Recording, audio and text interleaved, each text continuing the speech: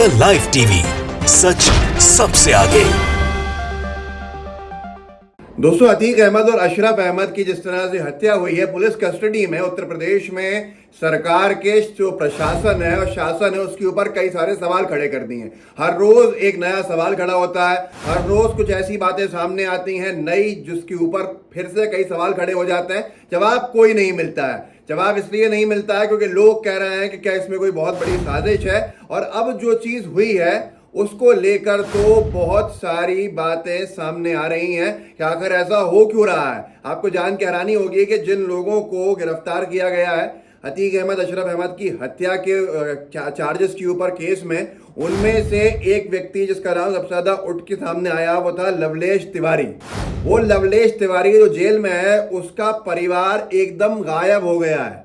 मतलब अभी तक जो मीडिया के सामने आ रहे थे ये कह रहे थे कि हमारा कोई संबंध नहीं है, हमने उसको छोड़ दिया, सब जितने भी हत्यारे हैं उनके माता पिता, लेकिन अब एक हत्यारे का जो परिवार है वो गायब हो गया। इसको यूपी तक ने लिखा है और उन्होंने लिखा, प्रयागराज में पुलिस कस्टडी में अतीक और उसके भाई अशरफ की गोली मारकर हत्या करने के आरोपियों में से एक लवलेश तिवारी का परिवार अचानक हो गया गायब।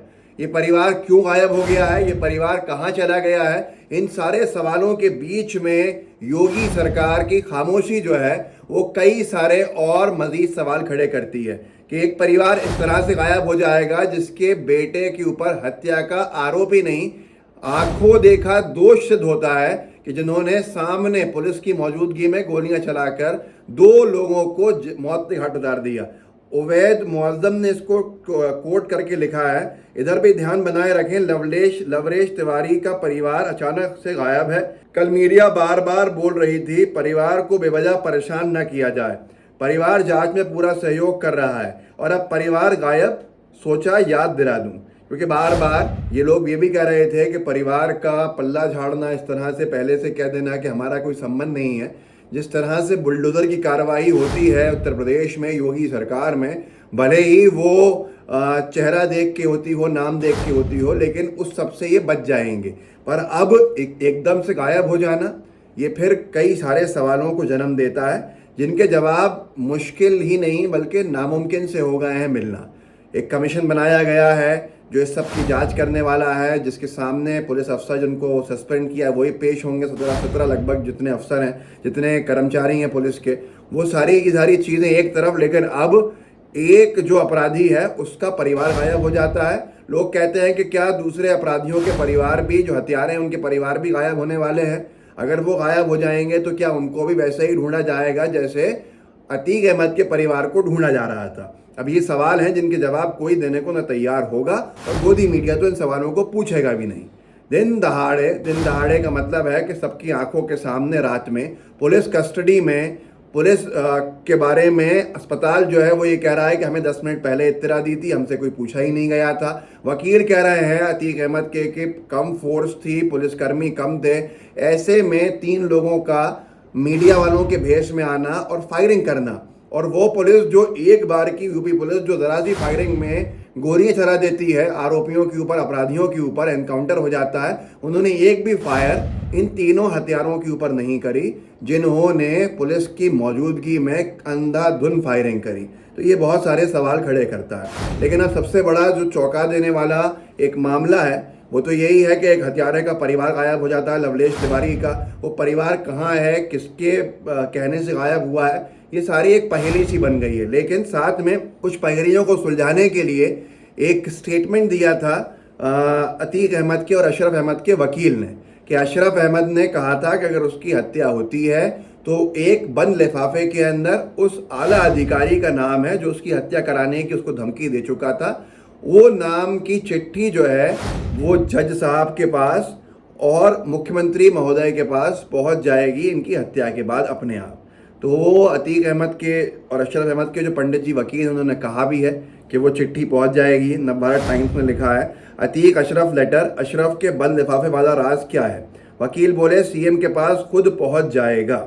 अब यहाँ पर सीएम के पास पहुंच के क्या करेगा ये बड़ा सवाल है, लेकिन फिर कहीं ना कहीं कुछ ना कुछ ऐसे लोगों के पास ज़रूर वो चिट्ठी पहुंचेगी, जितनी मेरी उम्मीद है और लोगों की उम्मीद है कि उसके नाम के खुलासे ज़रूर हो जाएंगे, क्योंकि अशरफ अहमद ने साफ कहा था पुलिस कस्टडी में, पुलिस वैन में 15 दिन पहले, 20 दिन पहले, कि एक अधिकारी ने मुझे धमकाया, हमें धमकाया और कहा जेल से वापस निकलवाएंगे और फिर तुमको मौत के घाट उतार देंगे। नाम बताया नहीं था, पर अब ये बात कही जा रही है उनके वकील की तरफ से, जो तिवारी जी हैं शायद, या जो भी उनका नाम है, पंडित जी हैं, कि वो चिट्ठी अपने आप सीएम के पास पहुंचेगी जिसमें उस अधिकारी का नाम होगा। वैसे ही बीजेपी के लिए बड़ी फजीयत हो रही है।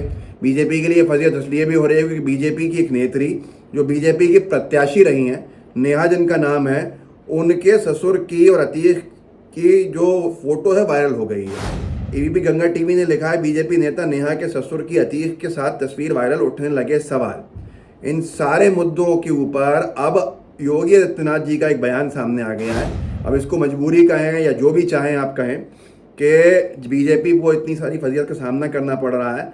न्यूज़ 24 ने लिखा, योगी सरकार ने जारी की प्रदेश के टॉप माफियाओं की लिस्ट, 25 नए नाम जोड़े गए। उन तमाम लोगों के लिए जिनको लगता था कि सिर्फ अतीक अहमद ही बाहुबली और माफिया रहा है, तो आगे सुन लीजिए। बाहुबली विधायक विजय मिश्रा, हाजी इकबाल और सुनील राठी समेत कई कुख्यातों का नाम शामिल है इसके अंदर। अब यहाँ पर देखना यह है कि जो उर्दू नाम वाले बाहुबली या माफिया नहीं हैं, उनके साथ कैसे पेश आने वाले हैं, और जो उर्दू नाम वाले इसमें हैं उनके साथ कैसे पेश आने वाले हैं। ये सवाल वो है जिसका जवाब किसी के पास नहीं है। लेकिन आज सबसे बड़ा सवाल ये है कि लॉ ऑर्डर की हालत क्या हो गई है उत्तर प्रदेश में, कि पुलिस की मौजूदगी में, पुलिस कस्टडी में जिस व्यक्ति ने, दोनों भाइयों ने, जो सांसद रहे, विधायक रहे, उन्होंने सुप्रीम कोर्ट में कहा कि जान को खतरा है और सिक्योरिटी सुरक्षा दी जाए। सुप्रीम कोर्ट में ये कहा गया, जो सुना है, कि पुलिस कस्टडी में पहले से मौजूदगी है इन लोगों की, तो कोई ज़रूरत नहीं है कि पुलिस मौजूद रहेगी। उसी पुलिस कस्टडी में वही होता है जो उन दोनों ने सुप्रीम कोर्ट में कहा था, अदालत में कहा था। और उसके बाद पुलिस की मौजूदगी में अंधाधुंध फायरिंग करते हुए 3 हत्यारे इन दोनों को मौत के घाट उतार देते हैं। फिर क्या होता है कि एक हत्यारा, जिसका सबसे ज़्यादा नाम आ रहा है, लवलेश तिवारी, उसका परिवार एकदम से गायब हो जाता है। मीडिया से गायब तो पहले ही हो गया था, लेकिन जहाँ रहते हैं वहाँ से भी गायब हो गए। अब वो लोग कहाँ गए हैं, किसके इशारे पे गए हैं, वो सुरक्षित हैं नहीं हैं, और अगर वो उनका सुरक्षित रहना ज़रूरी है, क्योंकि उनके पास हो सकता है बहुत सारी ऐसी बातें जानने वाली हों जिससे बहुत बड़े बड़े खुलासे हो गए। कोई इस्तेमाल तो नहीं कर रहा है सबको, ये बड़े सवाल हैं जिनके जवाब शायद आप ढूंढें तो आपको मिल जाए, क्योंकि मुझे अभी तक नहीं मिले हैं, किसी को भी नहीं मिले। इस वीडियो को आगे बढ़ाइए, लोगों को जागरूक कीजिए, व्हाट्सएप ग्रुप्स होंगे उनमें शेयर कीजिएगा, लाइव टीवी को सब्सक्राइब भी कीजिए, बेल आइकन भी दबाइए, अपने दोस्तों तक भी पहुंचाइए ताकि और आगे तक जा सके। जय हिंद, जय भारत। द लाइव टीवी, सच सबसे आगे।